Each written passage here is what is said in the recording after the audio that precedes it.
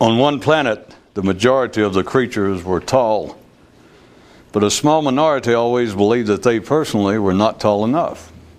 So, they worked on it until they became taller, and ultimately became the majority, and their height became the standard. But if you think that ends the tale, then your mind's too short. For shortly, a new minority appeared among them who believed that the new height was insufficient.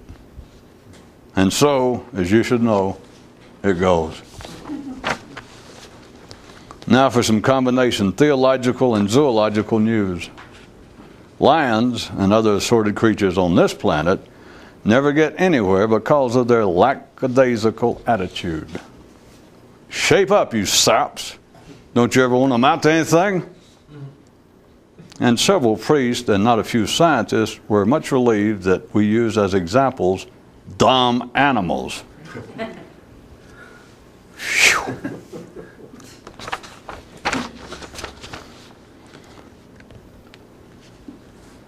Men like to speak of quelling the fires of anger, lust, and greed that rage in the human mind, giving rare note to their kindling. If you don't know where you are, it's hard to know where you're going. And if you don't know what you're doing, it's hard to know that too. When the majority are confronted with unusually uncivilized behavior involving more than a few, they are wont to explain it by referring to the anomalous presence of a mob mentality, whereas at man's routine level there is no other type of mentality, including the majorities.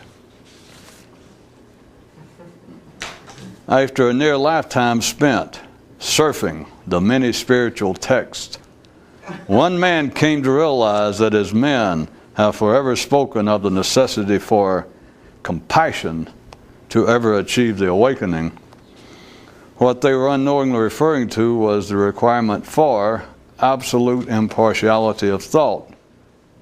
But compassion seems to sound better, and it's shorter too. The greater the need, the more tolerance will men grant to the gap between words and the reality to which they refer. On one world, every time one man's head would explode, the rest of them would take him as their hero. Those who know are only impressed when it is their building that burns down.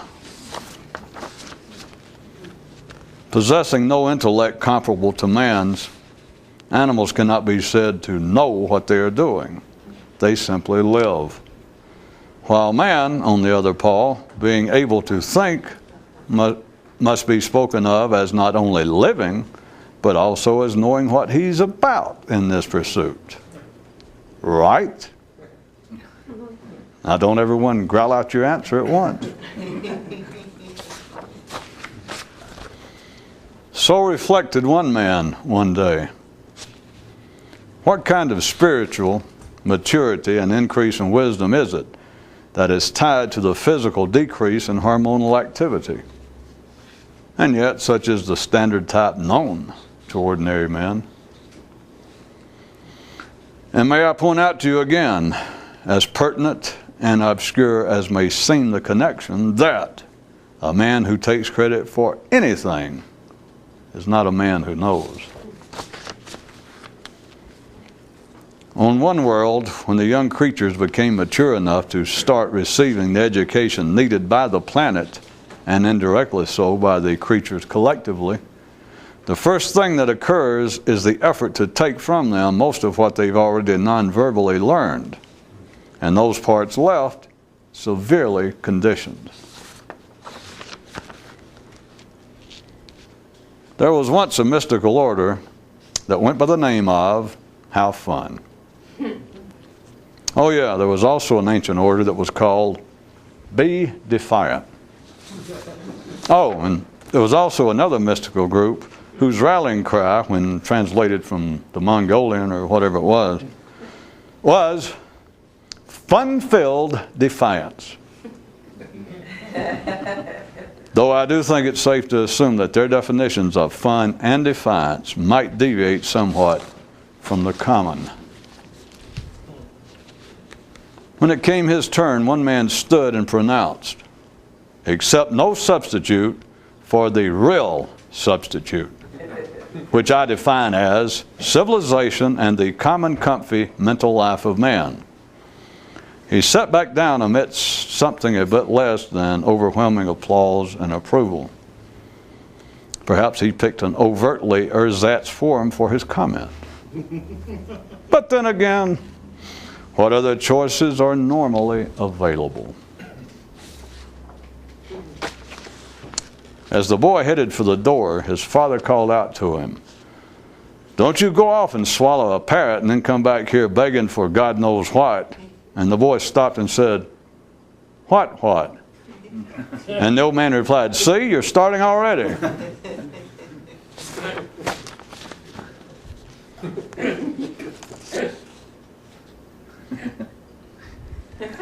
One man once pondered, when men become aware of their own mortality, they begin to feel that life is falling apart. So why, when they become aware of their own stupidity, don't they feel like life is dumbing apart?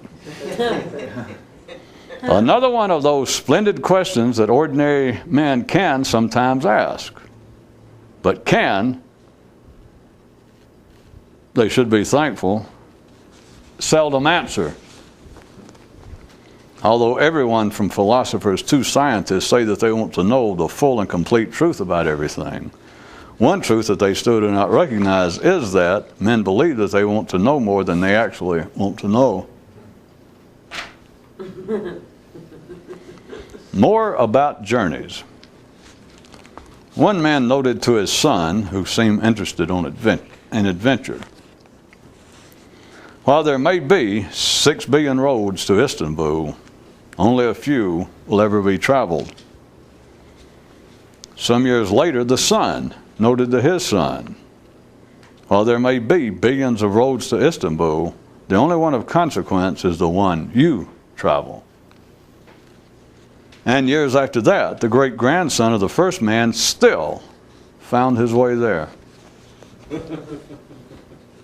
The desire has been with man always. Only the names of the paving contractors change.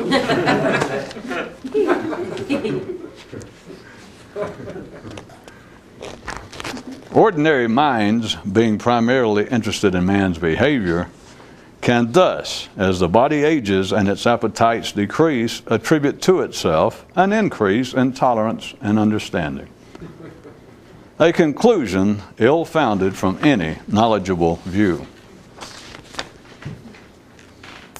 A man in a crowd once asked a mystic, "What distinction be there between the laments of the ordinary and those of the enlightened?" And the mystic replied, "The enlightened know the speciousness of theirs." And after all the applause had died down, the mystic added, "Which still doesn't make them find it any more acceptable."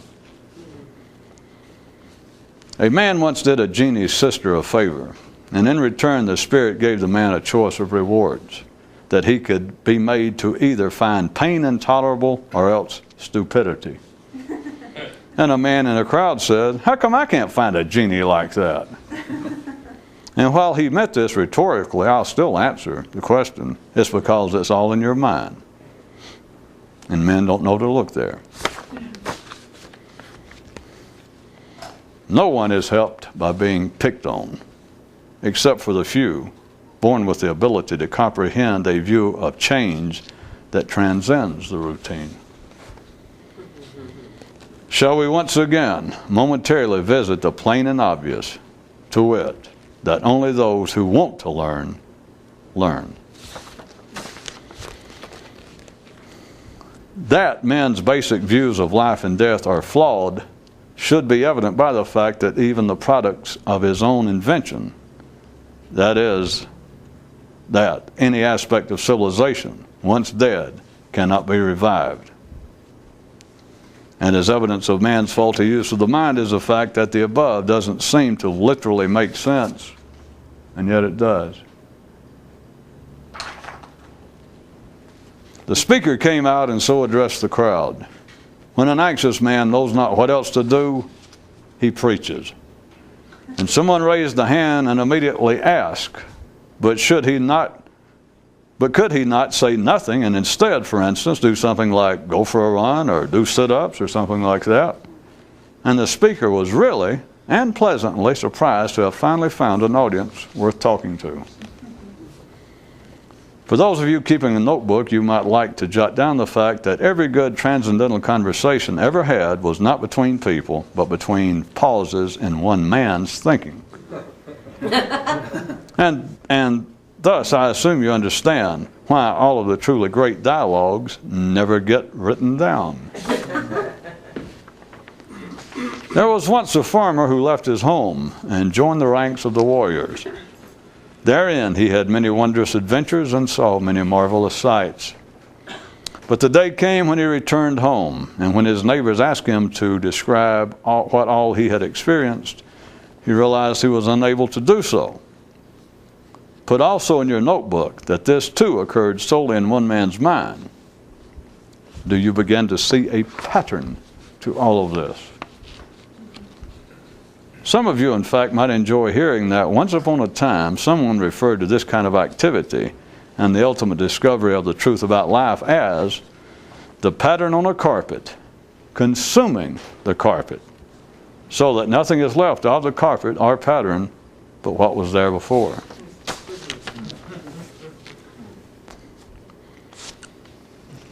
After years of the best scrutiny he could muster of his thinking, a certain chap ultimately said to himself, "The absolute absurdity of it still does not stop the appearance of its periodic seriousness." All in all be told, men do not recognize the full power of the mind, in that they fail to recognize that it operates from a base of having none. This, as any good physicist from another world can tell you, is potency at the max.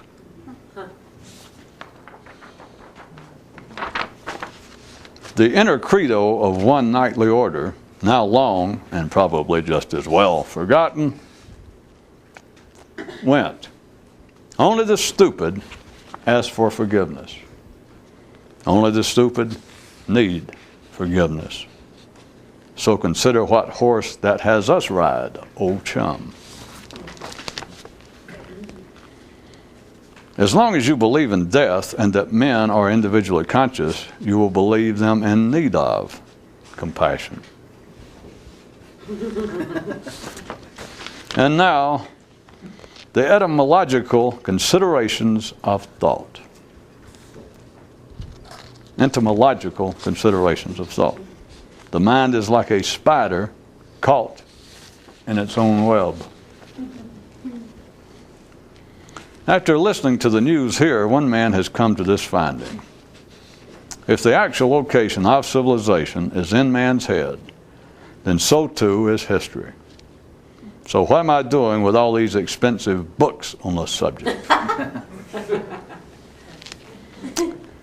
If nothing else, knowing where to look can save you a ton of money.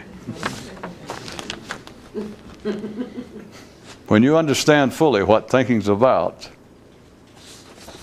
there's nothing left to think about.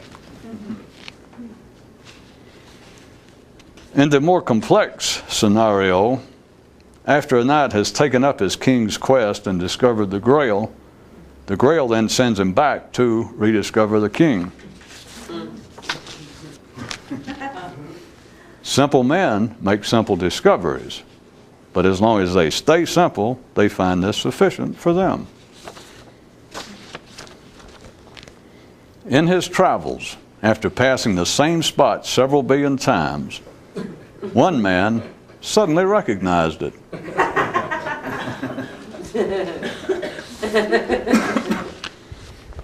When the spirit to change and grow has been taken out of a man, the man has been taken out of him.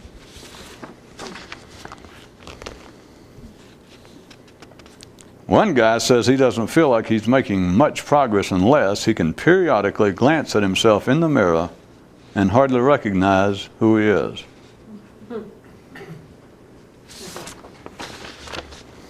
Knowledge and chronology. To children, you speak literally. To larger children, you speak metaphorically. And to grown-up children, you again speak literally.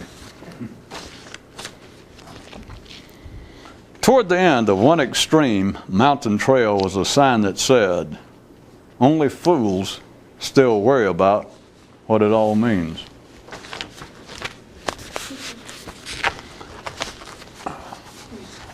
To continue what we were speaking on last time, does anyone realize what a neat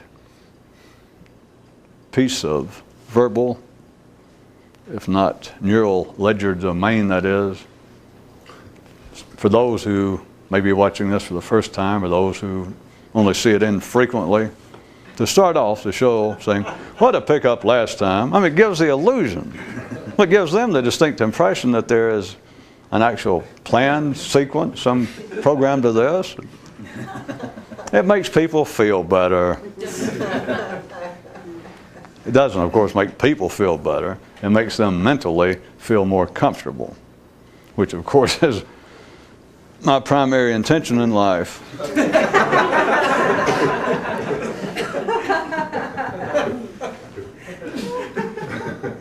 Even though it would seem from the studio audience that there is reaction on some people's parts that I meant that in a humorous way, I might point out that even if we're engaging in a bit of dramatic sarcasm, little good it does me, because even if it were my intent to upset people, when it comes to a battle of a human against the irreversible, mechanical, natural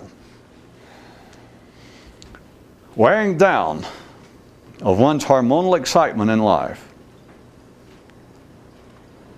you would not even find a knowledgeable bookie that would take a bet on the outcome at any odds, because there is no doubt involved, thus no basis for a wager.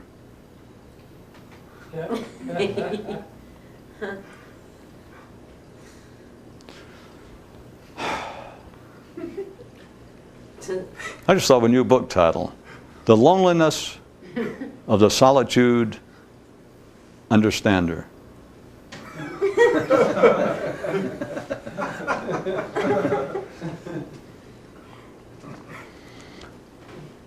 Actually, this does what I was going to do, have a bit of what we were speaking of last time. I wanted to point out to you a bit further that there are absolute laws governing the non-physical existence of man, but they are such an integral part of said existence that he never has occasion to comprehend them. He never sees what's going on. He sees the manifestation. That's why the examples I can bring out are so easy to find, that the newspapers every day is full of them. Life is full of them. And there they are. I don't have to pull out examples or come up with concoctions about dead spirits or superhuman beings. All you got to do is take what's going on, and it is miraculous and mysterious enough to a few people, not ultimately, but to a few people to start with, the mystery, the wonder of it being when you start seeing what life's about and thinking, how did I, a fairly reasonable person, live to be 30 or 40 years old and be this stupid? Of course, it's a rhetorical question by them, because you realize the answer, even though it seemed to have gotten caught in the wearing blender with some of you with which I opened this, that you realize the answer to your own rhetorical question, how could I live all these years and be so stupid? It's because it was you against every other molecule. Every other molecule's combined momentum in this universe, in this reality. It was you against it. Them, it, all. So to say, how could I be so stupid? If it were not rhetorical, it would be the epitome of blasphemous hubris to even expect that it could have been any other way. That privately, one who begins to see what life's about can look upon himself and life rhetorically just to himself and go, it's amazing that I could have lived this long being absolute, I am the poster boy for stupidity, for dazzled, distracted. And of course it's even worse when you see it, because you realize that for 30 or 40 years you have been, to some degree, strutting around. And I don't mean in some great show of so-called vanity, but you have been strutting around on the basis that for most of these 30 or 40 years, whatever it was, you've been operating just like everyone else, nothing particularly unusual, but you've been operating just like everyone else on the basis that, oh yes, I know what I'm doing. And you look back and you think, I didn't even have a clue. Of course, as I said, by then you don't take it personally, because you realize that no one else does, and you also realize that it doesn't matter. It only mattered to you. Only you thought that you weren't tall enough. Everybody else was satisfied. But I was going to point out, using part of what I'd started last time, having to do with the absolute, there are laws. I'm not necessarily going to codify them in a pithy sentence, assuming that I was up to such an exercise in pithiness. But I can describe, I can pull out the examples again, and I believe that some of you will see, and it has to do with not the examples I'm using, not any of the contents of mundane life to which they were taken and to which they apply, but back to what we were discussing in general last time, not only the wide variance between what men say and the actions, the reality about which they're speaking. The difference between words and what the words are apparently referring to. Not only that absolute astounding distinction, but the fact that this is not recognized. Because this is one way to look at this, is one way to approach, whether I point out a particular method at the same time or whether you find your own various ones, to try and pry yourself away from that, which in fact seems to be you to start with. It's why such laws, as I'm calling them, governing the existence of man, are almost impossible to see, because they are such an absolute integral part of his existence, which is actually a shameful way of putting it. Again, it's like fish. You're trying to talk to a fish. I'll resort to that one. And describe to a fish the nature of water. If a fish had any vocabulary, if it had anything resembling human intelligence, it could not understand the nature of water, the nature of the oceans. Because the oceans are its life. And you can say, well, it's two different things. The water is its environment. Water is one thing. You can put water over here and you can put fish over there. Yeah, I know. But if you put the fish over there, the distinction will be lost. No matter what you tell a fish, after you say, wait a minute, fish, I can describe water to you, let me show you. And you take the fish out of the water and you put him over here, and you say, okay, now you stay right there. Now look over here. Look at this big old bowl of water. Fish, are you looking?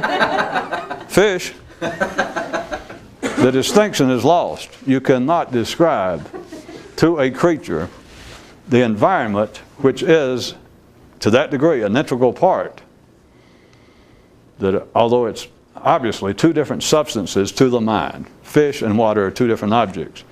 To the fish, operationally, water is its life, except there's no way for it to know it. Without water, a fish is not a fish. Without water, it can't live. And it's not just its environment.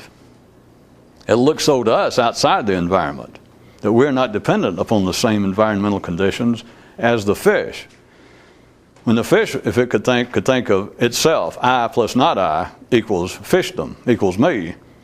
When you look at the fish, you can say, wait a minute, we could remove the not I part of your existentialist or your experiential equation. The I plus not I equals everything, equals existence. We can see we could remove water, and water is not actually a necessary part of your equation. But that is from an outsider's view, not just a human, it could be an eagle's view.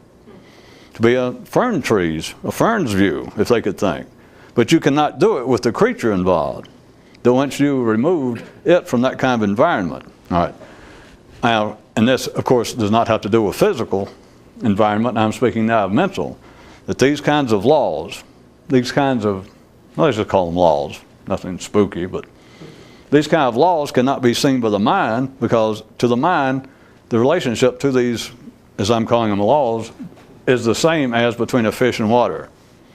And so you can't expect the fish in some way of its own volition, no matter how smart a fish gets, no matter how much fish another fish eats, assuming fish is a form of brain food, as some people used to believe, no matter how smart a fish gets, a fish on its own will never have any comprehension of water. It is synonymous to its existence. In the same way, the mind normally will never see what I'm talking about, and it's everywhere. It's not hidden, it's not occult, it's not hocus pocus, it's not spooky, it's not New Age, it's not otherworldly, it's everywhere. But the mind cannot see it in the sense that I'm describing it, because it would be like expecting a fish to crawl out of the water and go, ah. It cannot happen. Getting out of the water is the end of the fish. That is the end of existence. What we were talking about, I pulled out an example which is fairly common last time, describing the situation that do occur, as I said, actually in life, wherein a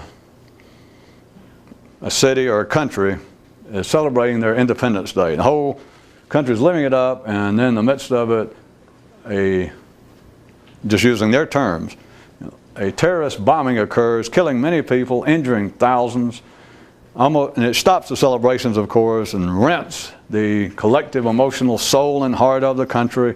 And within a few hours, the prime minister, the king, president, the mayor of the city, a de facto spokesman for the collective consciousness of that group of people, shows up. Nowadays, they would show up on television, and they would say that as terrifying, as egregious an act as this was, that we cannot, as a group of civilized people, let this stop us. We cannot let the acts of one single madman bring civilization, our civilization, to a halt. And therefore, this afternoon, after making appropriate ceremonial appearances and laying wreaths and playing some music, I will announce the celebration officially to start back at 6 o'clock this afternoon, lest we give other potential madmen the belief that they can succeed in their nefarious acts, and will just bring others out. Will be tossing out bombs in the midst of civilized people, knowing it will bring the wheels of society to a halt. And I was pointing out, amongst other things, that there is a reality to which everyone is exposed, whether you've been exposed firsthand or secondhand. You know that is religion does it. I might get to that in a minute. It's not just a circumstance I'm describing, but it is something that occurs of a horrendous nature. And it doesn't have to be just man-made. It can be something else. But this is, I consider, a prime example, if you followed it last time. And he points this out, and people go, yes, yes, yes, and they go through the formalities, and they even interview people on the streets after 6 o'clock when the festivities restart. And they will even ask strangers on the street, reporters, somebody, and say, well, how do you feel now after that horrible bombing incident of yesterday, but now the festivities are back? Are you in the spirit of it? How do you feel? What are your thoughts? And the person will say, they will begin to paraphrase what the Prime Minister had said earlier that day. And I might also point out to you, it's not even necessary that they saw him on television or heard him in person. But all the reporters have to do is stand there, people going by that show back up downtown for the festivities, and start saying, well, do you feel like it's proper for us to restart our celebration? Was the Prime Minister correct? How do you feel about this? Just what are your thoughts? And time after time, they'll stop people, and people say, well, I am heartbroken. I had a friend that was injured in it, or whatever it is. But they will say, it's obvious that we had to start it back, because we can't allow the work of a madman to stop all of life. What I was pointing out last time, to try and get us up to what? The 4th floor? Speed. That is absolute nonsense. It is insane.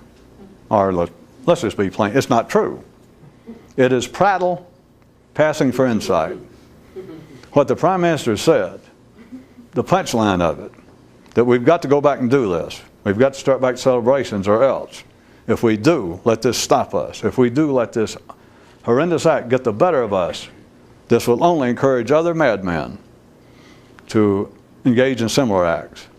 When everyone realizes, everybody, not my opinion, not some particular view, you ask anybody, qualifies by society's definition as sane.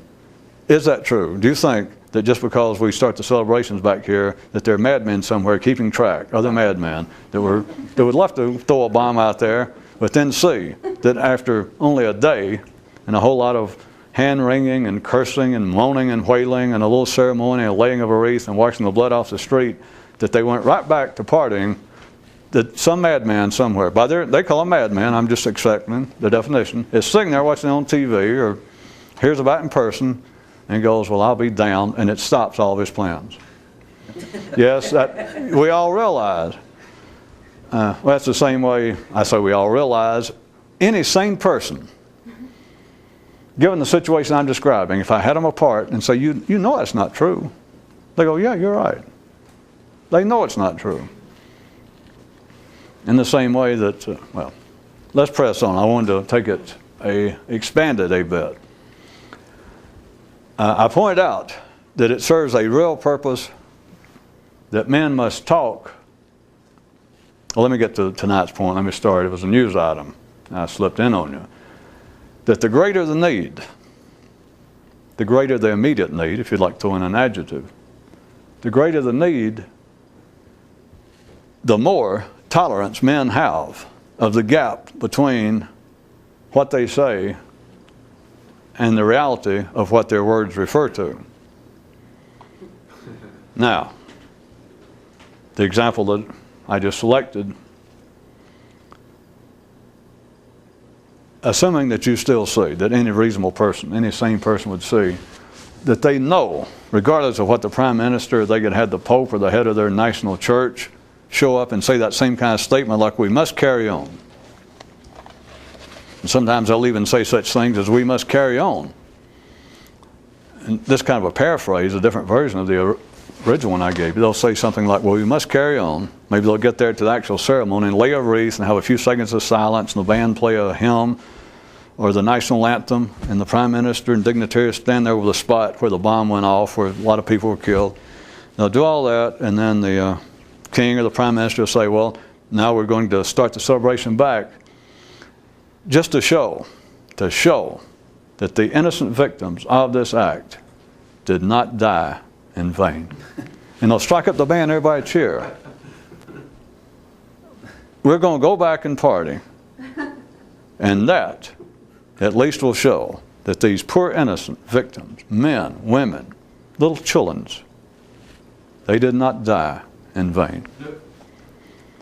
I'm not making this up. It's been going for thousands of years. And again, if I could stop reality, if there's some reason, I could ask any person there, any sane person, what connection does them going back partying and him saying that we're going to go back to show that the people didn't die in vain? Did I walk in, some kind of nut house movie? This is crazy. Do you believe that? Does that make any sense to you? And they'd go, no. To prove, to show that they did not die in vain. All right, here's what I was getting at tonight. The greater the need, the more tolerance men have. Ordinary, sane men, and we're speaking about the collective of humanity at any given time and place, the greater tolerance they have for the gap, the real gap, between the words they're speaking and the behavior to which their words refer. So I thought I'd picked a fair example that, at least for that time and place, the people involved, somewhere that there was a tragedy. As I said, it could have been a natural disaster, it could have been an earthquake, or it could have been a man-made like this one. The greater the need, in this case the need, that there are those innocent people, thousands of people, hundreds of thousands, celebrating, and a horrendous act takes place. Again, I'm just using their terms, ordinary, sane terms, we're not arguing with that, and by their descriptions throughout history, many innocent people were killed before their time. So this sort of thing, whether it be man-made or natural, does, on sane minds, sane hearts, as they used to say, it will weigh heavy. The people can be in shock. Those that were there in the square when the explosion went off, or those who survived an earthquake or a monsoon that killed hundreds of thousands of people. The survivors of it, those witnesses of it, stagger around very often in physical shock. Those who are not there but who feel them part of the community. If it was one nation, then people there in that country, people of the same culture, they will feel a kind of shock, like how can this happen? Other parts of the world, so-called truly civilized people, will express their outrage and even say that they went into shock. People on the other side of the world, no connection to this country, to the people, they just say, well, it's shocking, especially when it's man-made, some terroristic act, some mass murder, whatever it was. They will say that indeed, it just almost takes the wind out of me. It almost takes away my belief in humanity, and et cetera, et cetera. The greater the need, so right then I'm just describing that there was a need. The prime minister's words, the king's words, the mayor's words, a priest's words, serves as a spokesman for this great need. And as I threw in the modifier that I didn't put in the news item, the more immediate the need is, the greater it is, the more intense it is. And so right at the time, shortly after the occurrence itself of some terroristic bombing, some natural disaster, the need is greatest the closer it is to the event. As I said, I was about to bring in religion of all sorts. Think about funeral services. Think about what ministers, priests, and rabbis historically say at funerals. Those of you that were sort of rolling your eyes and realizing that you never listened to kings and prime ministers making these commentaries after disasters, you've been faced with it all your life. You may have been faced with it when you had a family member, somebody you loved, died. And you were in such a state that you didn't pay much attention, but there it is, a man standing up there, to whom the family probably slipped a few dollars after, but it meant something at the time, you thought. The whole formality of putting away, laying out a dead, loved family member, let us say.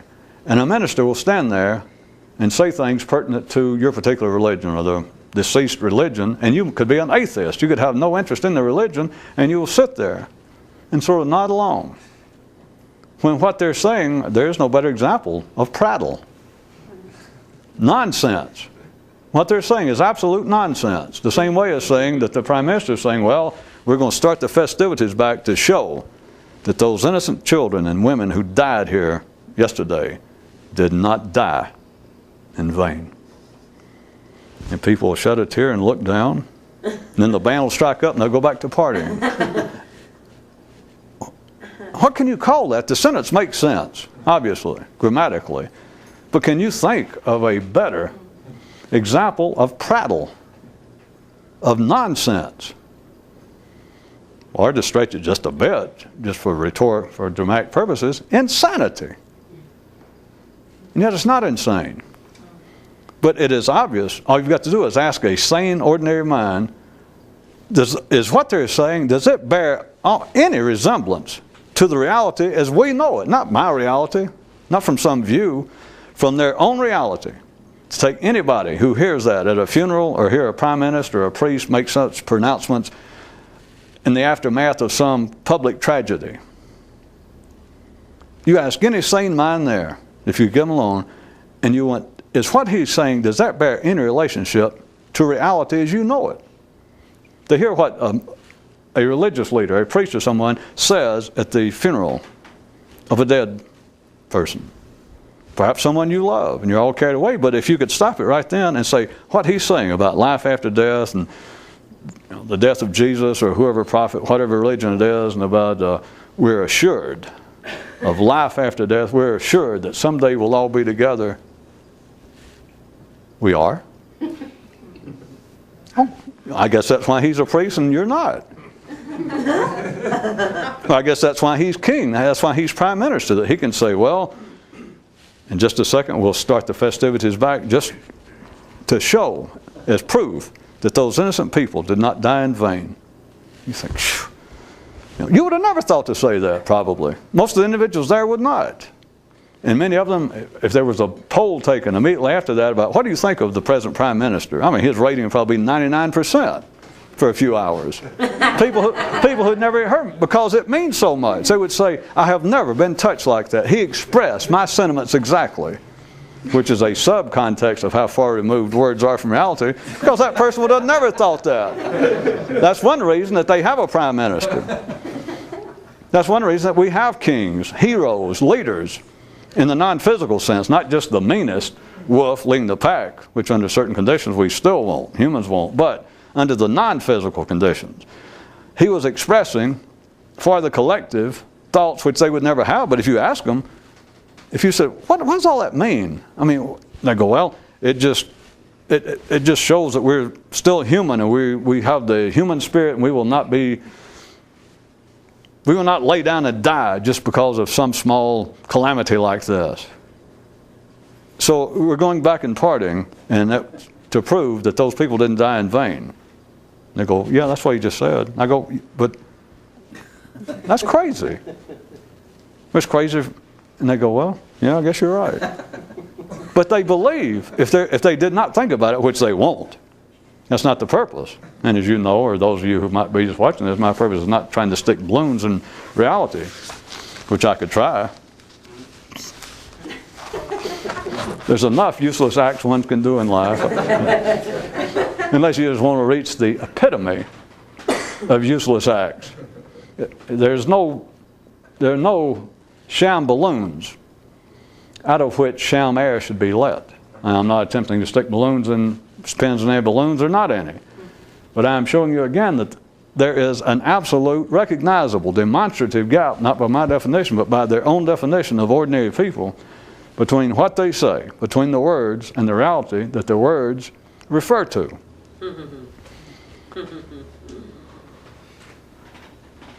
The greater the need, the more tolerance men have.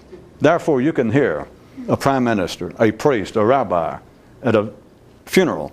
They can say things, and they can even say things this side somewhere less than an absolute over the laying away of a dead body. Somewhere in between there is part of what keeps religion and almost every aspect of civilization going to some degree, is that there is a need. And the greater the need at any particular time, and the need could be worldwide, which is, well, I shouldn't even say that. It would take a worldwide calamity. The need can expand over an area this size, like a whole country, a continent, half a country, a city, and it shifts just constantly. It's like lightning hitting the earth. It just happens here for a while, and it's over here for a while. It can get to a neighborhood. It can be momentary. Not long enough for somebody to get a sentence out. It can only last a minute or so, or it can last hours. But when the greater there is some immediate need, that there is something has happened, such as bombing, let's say. In this city that's celebrating their independence, and a bomb goes off and kills thousands of people. All right, to civilized minds, they are just aghast. They are in a supreme state of nonplusness, bewildered, staggered, frightened. Think about it. That there you are amidst of all your friends and neighbors, a great celebration. You know, the independence of our country, they could be a religious celebration, the founder of their religion, and in the midst of this, innocent people, civilians there, and a bomb goes off and kills thousands or hundreds of people. And it will. Ordinary, sane people will stagger around according to how far they are from ground zero physically and metaphorically. But to decreasing degrees, they will still, though, be in a state of shock, absolute bewilderment. It will almost stop civilized thought. And something needs to be done. Always needs to be done. And what always happens is someone will speak about the tragedy, about the need. I'm calling it a tragedy, but the news item, I was trying to cover it all. The greater the need, the more tolerance men have for the gap between what is being said and the reality about which the words are referring. So, the greater the need that something horrible happens, natural or man-made, the greater it is, the more people it killed, the more horrendous it is, by their definition. It's not important, but the greater the need is, the greater the tragedy which produces a need, the greater it is, the more tolerance those involved, ordinary, sane, rational, literate, educated, sophisticated people, the more bullshit they'll put up with.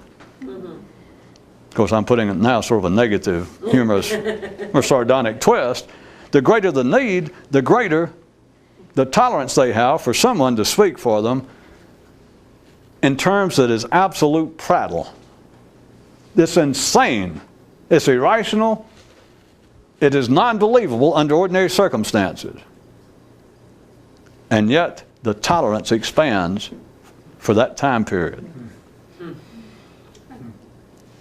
All right, I thought maybe some of you would go, huh? I wish everybody would go, huh? And I can only assume anybody watching this at some later time via the airways or your friendly cable operator, that you can see what I'm pointing out. There's no judgment, there's nothing funny, there's nothing sarcastic involved. And if me pulling out examples on a very public levels too much, I refer you back to the idea of religion, which some people find too personal. And so some people would prefer the more public one of a calamity of some public nature.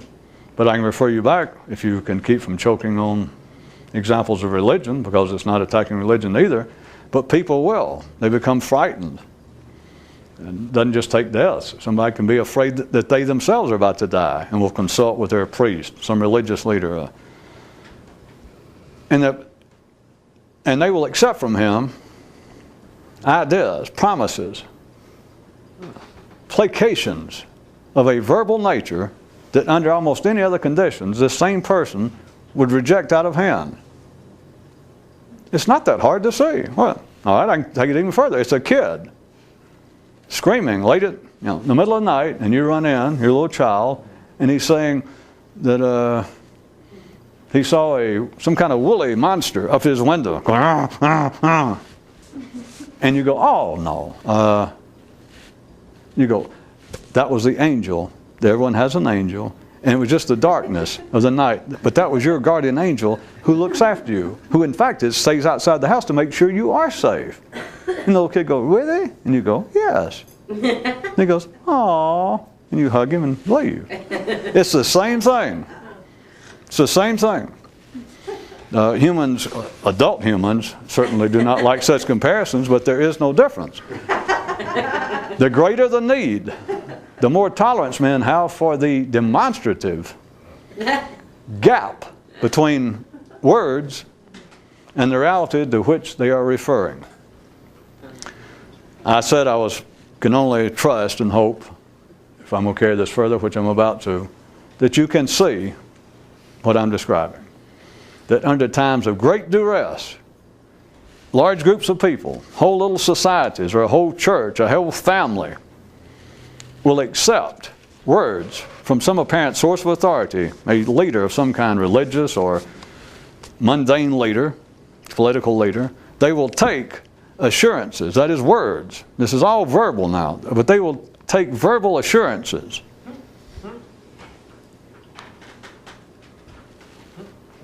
that are so far removed from the reality that they are experiencing. This is not theoretical. It's that the words that they are accepting are so far removed from the reality that they are experiencing right then that it's almost unbelievable, other than the fact that I'm going to try to tighten your sight up with, other than the fact that example, as blatant as it may now appear that I've described it, it goes on in everything in the life of man in which the mind is involved. This kind of thing just may seem to be extreme. That is, that the Prime Minister can speak about, we're going to start the celebrations back, least. That if we don't, it will encourage other madmen to do it. When we've already been through that one, anybody there, if you could extract them from the immediate duress and the stress of the situation right then, that is, people who were there and witnessed the bombing, maybe they're bleeding themselves, or a friend, someone was injured or killed. All right, if you could extract them momentarily from the pressure of the situation, the need of the situation, and you say, what the Prime Minister just said, I noticed you nodding and along and almost crying. The person go, yeah, and you go, well, that is absolute nonsense. You know damn well, starting back to festivities is not going to have any effect on whether a madman plants another bomb somewhere. If that's all that would stop it, you could stop this one before it happened. We'd know how to handle madmen. You know that's not true. And the person has to go, yeah. The expansion I gave you tonight, that it can even be explained to them that one of the reasons we're doing this, which is a form of having funerals, the kind of ritualistic burying of people, and the words that are said, it's the same thing as the Prime Minister of this country saying we're going to start the festivities back, not only to keep other madmen from being encouraged to engage in such nefarious acts, but also to show, to prove is what they say, to prove that the innocent people who died here yesterday did not die in vain. And people stand there and tears come to their eyes as they're supposed to. Many people feel much better. But again, if you could extract somebody from that situation, any ordinary sane person, and go, the man's crazy. Did you hear what he just said? And they go, yeah. What does you parting have to do, you or anybody else? How's that going to prove? Of course, I'm just being real cursory with this whole thing about to prove that people, innocent people, didn't die in vain. The whole thing is a crock. From a more expanded view of saying that anybody was an innocent victim of something. If you're alive, you're an innocent victim. You just hadn't been slaughtered yet. I mean, it's just a fact. It's just a variation of saying, well, he died before his time. Yeah, right. Except the thing is, the day that you popped out of your mother, the time was ripe. The only reason you didn't die then is because death was too busy. Life needed you for some reason. But there is no such thing as an innocent victim. But anyway, back to what I was trying to point to specifically tonight. Everyone there, if you could extract them from the needs, that is the pressures of the situation itself, they know that the words being spoken, whether they come from a prime minister, a priest, a rabbi, a king, a psychiatrist, a psychologist, a grief counselor, their mother, their father, anyone who stands up and offers such words, the greater the need, the further the words can be removed from the reality that they are experiencing right then, that they're in the midst of it and they know what's being said at one level. Or it's demonstratively so that you could take them aside, or you could do it later. Under the right conditions, you either hear what I'm saying or not. It's not an argument. If they are sane by their own definition, then at another moment, outside that particular pressure, they know that if it's pointed out, they never come to this conclusion by themselves. They never think about it. But you could take them aside, any sane person, and go, you realize that's just insane. I mean, it's on the surface of it, what he just said. Again, nobody wants to answer, and you certainly, anybody who understands this, would never pull this on an ordinary person. You would never stop a funeral service. You wouldn't take somebody aside and say, do you realize, I mean, I know you people felt bad about your mother dying, but I like you people. I always respect your intelligence.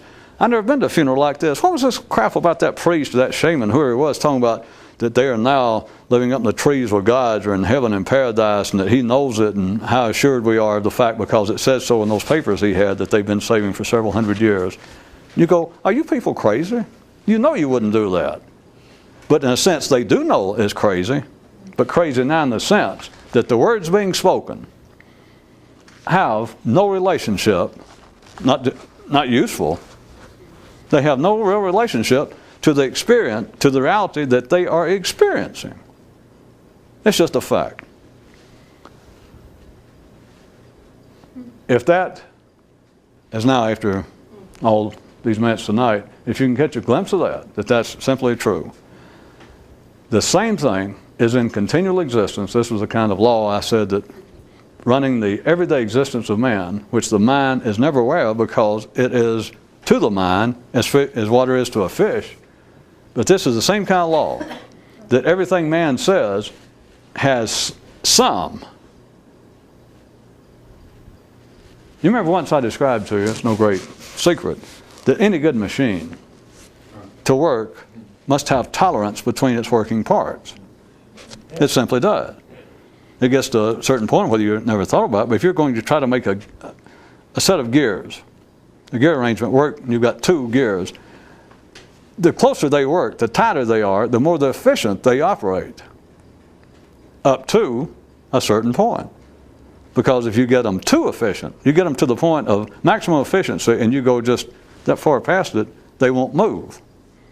They now fit, they operate in such close conjunction that they will not operate.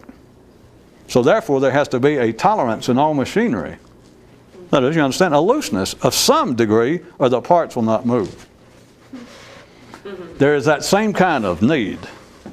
It is a law. It is in continual operation that there is a tolerance between what men say of the most sincere, the most solemn pronouncements that they make about life and about reality and what men should do and what their pronouncements about the nature of life. There is a built-in tolerance. It's not a mistake, it's not a flaw, it's not a reflection of their insensitivity or their stupidity, but there is a built-in mechanical tolerance.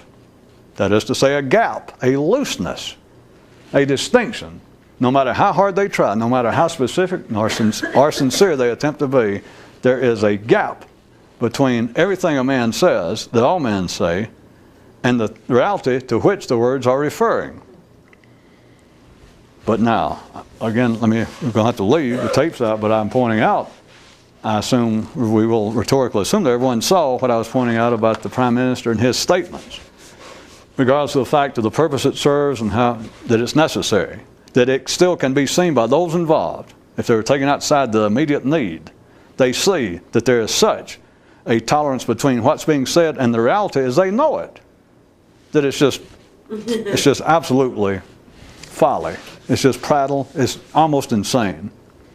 And yet, you get outside those sorts of situations, which are an anomaly in most people's lives. They only happen periodically. And most people only experience it second or third hand from news reports. When it gets into your everyday life, the tolerance, the examples, the needs seem so minuscule. You don't need somebody constantly trying to explain away life and rationalize things. You do it for yourself. You stumble through making your own pronouncements, your thoughts. Not that you're responsible, but you got your own prime minister, your own priest, your own mother, your own head talking wolf, and it continues to explain what's going on. When, to a more, from any knowledgeable view, from anything resembling an objective view, if you could do it, what you're saying, the gap between what you're saying about reality and the reality you're experiencing is enough to make a more alert man gag. Figure of speech. It's enough to somewhere along the way, I'll go back to the original one tonight, you think, how could somebody live and be as blind and as stupid as I've been up until now and still have a suit, a tie, and a good job, and a wife, and a family, several dogs, a home at the lake? And I don't deserve to be here. I don't deserve. I should be ashamed any time that I hear humanity spoken of, and I just include myself. The gap is not insurmountable. At its natural work, in its natural workings, there's no need to worry about it because it is necessary. But part of the very things that unsettle would be mystics. Part of the very thing that never seems to settle down inside of the few is tied to what I'm describing. And you keep looking here, you keep looking there, and it's back and forth, and you're trying to do something that cannot be done. You're trying to make sense out of that which exists only by virtue of it not making any sense. You understand? Because civilization, for instance, wouldn't hold together if you could stop people and go, wait a minute, what the prime minister, what the king, what the priest just said about reality, that's nonsense. And they go, you're right. End of everything. Of course, one last, remember, those who know are only happy when it's their building that got blown down.